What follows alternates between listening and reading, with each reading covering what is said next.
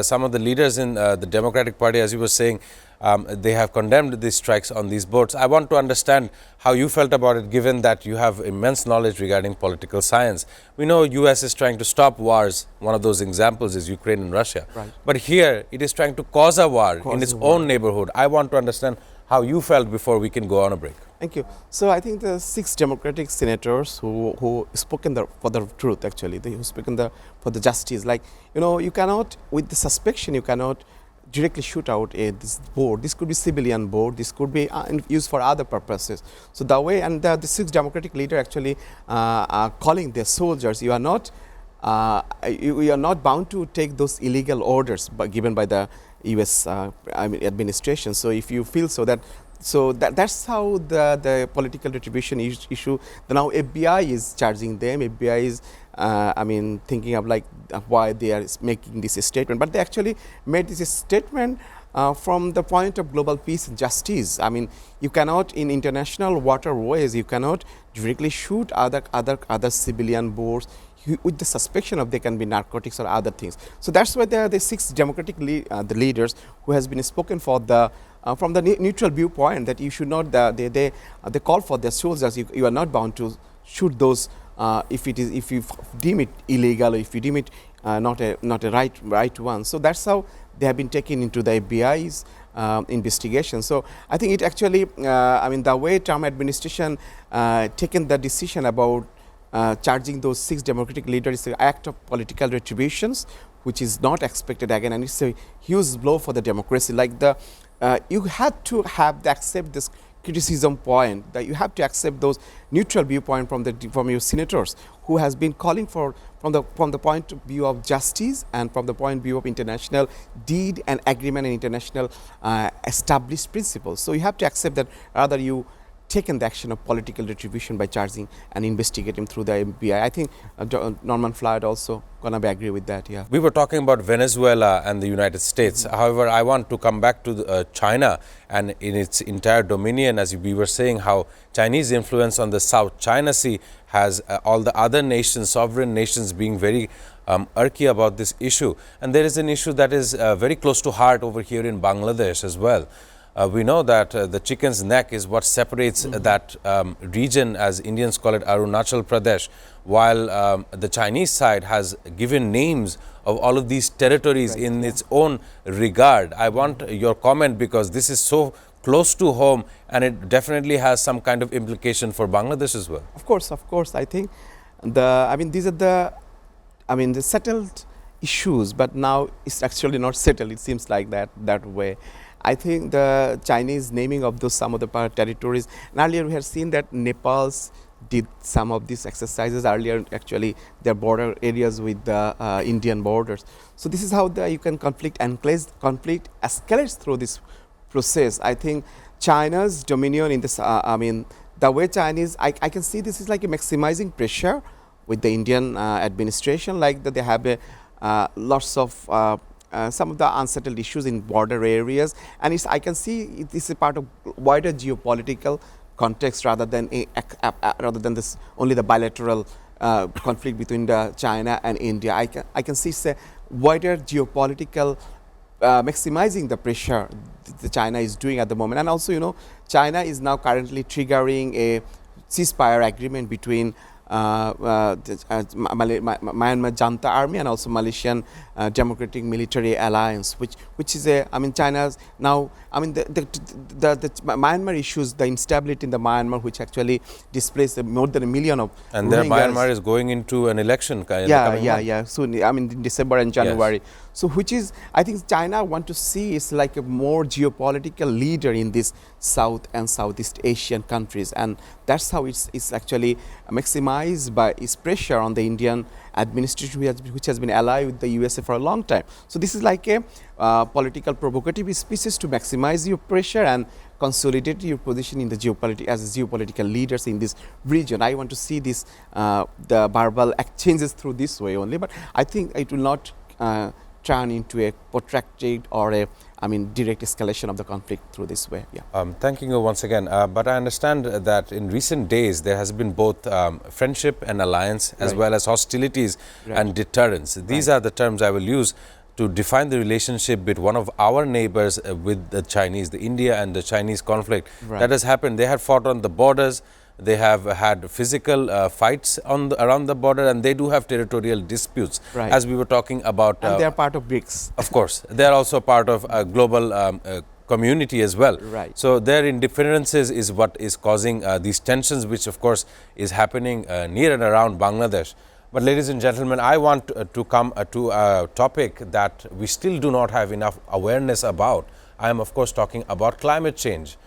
Let me give you the headline from the BBC from UK. Once in 300 years, rain hits Thai city as floods ravage Southeast Asia. This is November the 26th, and today we find that floods have ravaged these parts of Thailand as well as Vietnam and Malaysia. These floods, which have killed at least 33 people, has prompted the authorities to deploy military ships and helicopters to support relief efforts. Of course, the heaviest rainfall in 300 years was almost 335 millimeter in a single day. This has caused people to be disconnected. Of course, power lines and the entire situation inside southern Thailand is very drastic at this moment. I understand that it's not just Bangladesh that is affected by changes of climate. Today, it is also Thailand.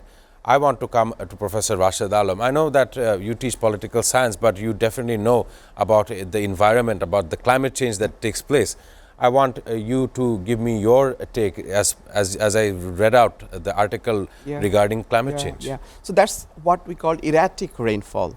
I mean, tremendous amount of rainfall within a shorter amount of time, which nature cannot absorb. The system, the water system, the river system cannot absorb, which is unprecedented in the recent years. You can see the cloud burst in Pakistan. You can see a massive cloud burst in India as well, which caused heavy rainfall in the hilly region and caused devastating impact for the Pakistan, in India, and you say in the Thailand, in Vietnam. So that is how we can see the climate change is manifested. It's a reality. It's not a matter of joke, or it's not. It's only limited within the science book. It's a reality that the communities in this country are already facing. So I think this month we had the COP30 event in the global scale.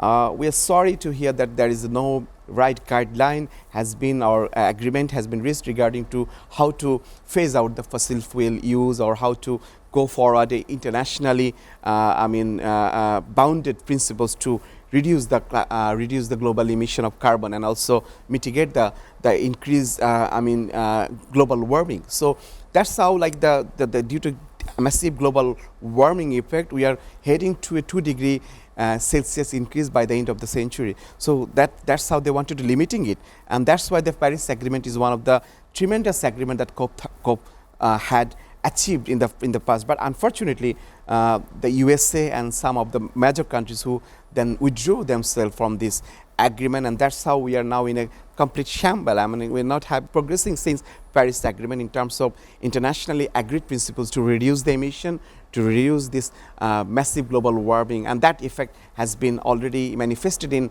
different parts. As you said, in Southeast Asia, like the Vietnam, Thailand, they are suffering. And this year, we also seen massive rainfall in Dhaka as well, particularly early rainy season we had in Dhaka, we had in other South Asian countries. So it's a big reality, and for the low-lying countries like Bangladesh, it's a massive challenge. Particularly, you can see last year we had an unprecedented flood in the zone Feni. Last August. Feni, Noakhali. That is also because of the immense number of erratic rainfall in the hilly areas in part of India. So that's how I can see it's a massive life security threatening for the global people, particularly for the people with the coastal lines, coastal countries, and also low-lying areas. So global community had to accept this as a reality, and channeling resources like in the COP30 we had an expectation that $1.3 trillion of grant should be channeled to these climatically vulnerable countries, so that they can build maximum amount of resilience. We need lots of money to cope with this kind of unprecedented and they're flood. understanding the international effort for an international fund that would address these issues for countries that are most affected. We need to prepare for ourselves for this kind of unprecedented flood. You know, when flood happened in last year in Feni, we had nothing to do because the amount of rain was no so government. Huge. The interim government was only in its first 30 days. Have not had the capacity to actually deal with this unprecedented flood and also natural call. So we had to be prepare ourselves, but that's not enough. We had to reduce our global emission of carbon and reduce the global warming. Otherwise, the global communities, the life of the mankind is very much in threat in the upcoming days. Yeah. And a start observation by Professor Rashid Alam. I want to give an example of climate change, and not only that has taken to Thailand, Malaysia and Vietnam, these countries that are being affected in Southeast Asia. But as of recent, there is an example coming out of Ethiopia. A 10,000-year-old dormant volcano had suddenly started spewing ash 8 to 9 miles into the air. Satellite imagery had shown that it had traveled from Ethiopia all the way into the Indian airfields, and what the implications of such an event caused Air India and various other airlines in Ethiopia to have airlines go shut down. Yeah. So every year, climate heads have always said that this year has been the hottest year on record. Right. I'm sure next year they will also repeat these same lines. Yeah. But people's understanding that it's not really an important subject. U.S. President Donald Trump thinks climate change is a hoax. He has arrived at a point of his life where he does not see the need for a clean oxygen for the future generations. Right, right. Before we come to the close, I want to understand what is your final takes regarding climate change. I know Bangladesh has been affected, and even modern developed economies such as Malaysia and Thailand, even they aren't spared from the changes of climate change. I think we need more responsible global leaders to combat this unprecedented crisis we are facing from the climatic risk and globally. It's not only any particular region, it's not any particular countries, but it's a global risk. And you have to deal these issues through global actions, and the countries has to have their mutually agreed plans to how they're going to reduce their climate emissions, the carbon emissions. So since international, we do not have any, we have Paris Agreement, but that US, as you said, USA withdrew themselves. Donald Trump is not very much, he is very anti-climate change provocative species. We have seen lots of times. So I think at the moment to combat with this imminent threat that we are facing from the climatic changes, we need some global responsible leaders who are going to take us to a life security, climate security, and energy security. How we want to have a foresight what gonna come in the next years, what gonna come in the next 10 years. So unprecedented number of displacement we have facing in Bangladesh at the moment because of this riverbank erosion, because of the flooding, and because of those all other cyclones even. So not only Bangladesh, like other countries, like in Maldives is also very low-lying countries, and also countries in some of the Caribbean countries as well. So they're having tremendous risk because of the sea level rise and global warming. So we need some global leadership and also UN leadership to take us into a world with less number of carbon emission, and as a responsible action to combat this global warming. Yeah, that's how we. Thank you so much, Professor Rashid Alam, for your take. I want to have one last question, but the prospects is definitely regarding Bangladesh. I want to understand how you felt about the coming days for Bangladesh's future, especially as we have this climate issue going on. I want your last final takes before I can end the show. Yeah, so Bangladesh has taken leadership in many aspects in terms of these climate talks, particularly the negotiation with the global north countries who are the biggest emitters. So Bangladesh has to, even international areas, they have to negotiate with those are the biggest emitters, but also in the domestically, the country has to take accountable for its own action, like the way we're dealing with our river, the way we are dealing with the waterways, the way we're dealing with the pollution. So we have also lots of internal issues, and that also heavily threaten our life, the people within the countries as well. So Bangladesh has to invest a lot of amount of its budget in the future days for how do we get fresh water, how do we get our river and waterways being recovered, and also how to curb down the pollution level of the air pollution. We are globally second or third in terms of air pollution. So we have to also taken care of our own action as well, not only negotiate with the international, the biggest emitters, but you have to be very responsible. The way you see your development, the way you see your own environment, and the way you see risking your own life, own people's life. So I think Bangladesh have to taken lots of consideration. At the moment, the environmental advisor, who is a very sensible person, I think the future government who are going to take into the power in the next election, they have a biggest amount of budget for this kind of environmental resilience activities. We also have to have lots of budget for like the disaster capacity, like the, yes. if a massive earthquake is coming, we do not have the capacity to face that. So I think the fire service and civil defense, we have a maximum amount of budget in the next few years so that we can deal with this issue. Otherwise, there will be massive humanitarian crisis we will be facing in Bangladesh in the next few years, I think.